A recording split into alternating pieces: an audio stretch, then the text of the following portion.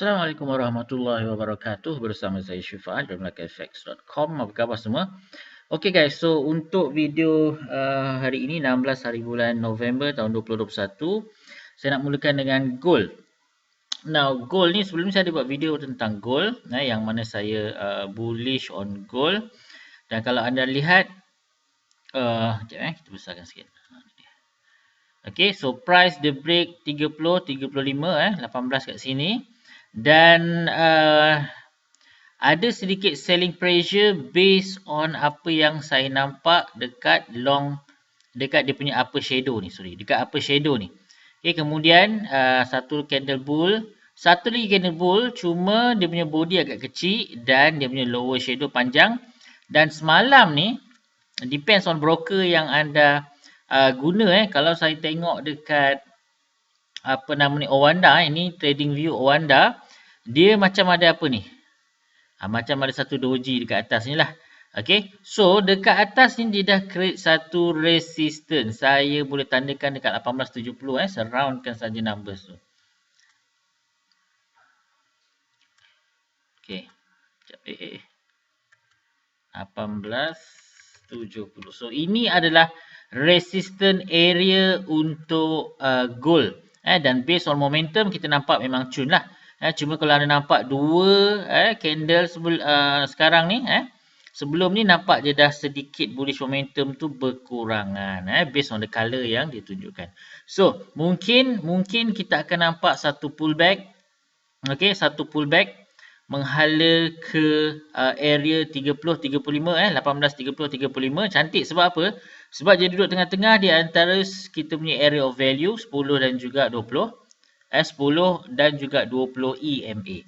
So mungkin kita akan nampak satu pullback sebab kalau anda tengok dekat sini ada apa nama ni, selling pressure, kemudian ini adalah satu hanging man, kemudian ada satu doji. So ini dia macam orang kata apa tu, dia buyer ni dia macam ragu-ragu tau, boleh ke aku naik lebih tinggi, boleh ke, dia macam tu. Okay, so kalaulah dia break, mungkin dia akan target di 19001 round number. Tapi saya expect price akan pull back dulu. Tengok apa berlaku dekat 30-35 ni. Kalau misalnya kata dia turun dan dia break bawah, berat juga tu. Okay, tapi katakanlah dia turun, lepas tu dia golek-golek, kemudian ada signal bullish, bullish reversal. So itu cantik, maksudnya price nak naik lebih tinggi. So 70, 1870 dan 1900 sebagai resistance. Support 1830, 1835. Yang ini saya nak tengok. Okay, now kenapa dia naik? Now kalau anda tengok video sebelum ni, saya ada kaitkan dia dengan dollar index. Tetapi for the past 2-3 hari ni sebenarnya gold ni dia naik disebabkan oleh ni, inflation. Inflation. So inflation ni dia memang agak besar lah dekat yang mempengaruhi harga emas. Hari apa tu ada news pasal inflation ni? Sekejap, saya baca sikit ni. Bearish implication of the rising inflationary pressure, yang ini. So of course ada news lain yang anda kena baca, tetapi kenaikan ni kejap. Ni dia, sorry ni.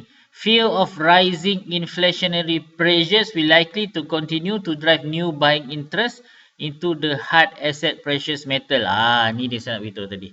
Okay, so mungkin disebabkan oleh inflasi, dia akan menjadi pendorong kepada kenaikan harga emas dunia. Okay, sebab apa? Sebab bila saya tengok dekat dollar index, sebelum ni saya kaitkan dengan dollar index, tapi bila saya tengok, kalau anda ingat lagi video yang saya buat sebelum ni, kita ada satu apa nama ni, shooting star, kemudian price turun. Saya ingat saya buat video tu kat sini. Saya expect price tu turun lagi rendah. Tapi apa yang berlaku? Boom! Long white candle. Okay, so dollar index menaik, gold pun menaik. Nampak tak? Jadi untuk kenaikan harga emas tadi, dia bukan disebabkan oleh dolar.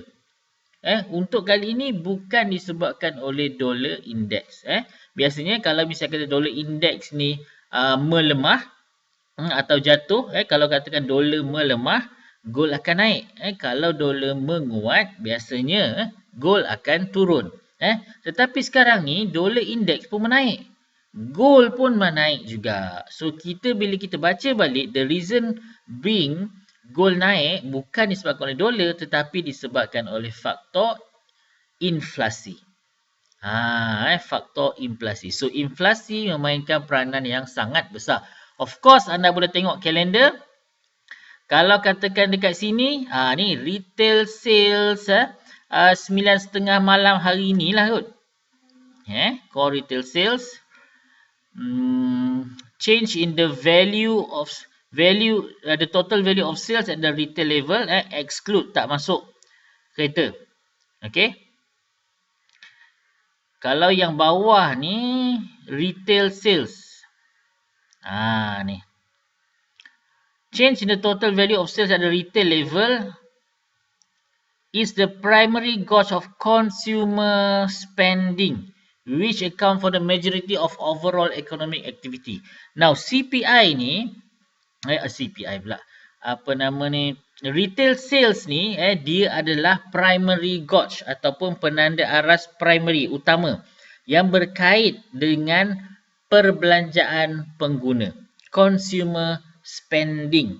Okay, kalau consumer, dia punya fikiran, kalau misal kata dia tengok ekonomi is doing good, dia punya gaji ataupun source of income terjamin, dia orang akan spend. Okay, spend banyak lah. Kalau misal kata dia tengok ekonomi tak cantik, kebanyakan masa mereka akan save, menyimpan. So that's why anda kena perhatikan news, kedua-dua news ni, retail sales, core retail sales, lagi satu CPI, yang itu semua yang berkaitan dengan perbelanjaan pengguna. Consumer Purchasing Index, CPI tu. Yang ini CPI retail sales memang dia akan berkait rapat. Okay, so these two berkait rapat dengan inflation. Macam ni kita ada GBP dengan CAD lah, CPI ni. See? Ni CPI untuk GBP kan. Consumer Price Account for Majority Overall Inflation. See? Ni GBP dengan CAD. CAD sama juga lah ni. Betul lah tu.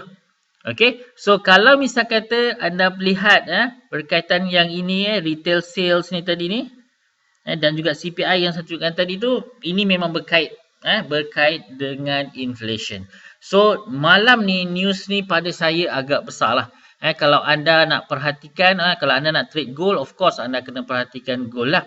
Tapi saya nak tengok dekat Dixie juga ni, ataupun dollar index. So mungkin kenaikan di gold ini akan dia jumpa satu resistance, so dia akan berkurang sedikit. Maksudnya dia akan melakukan pullback.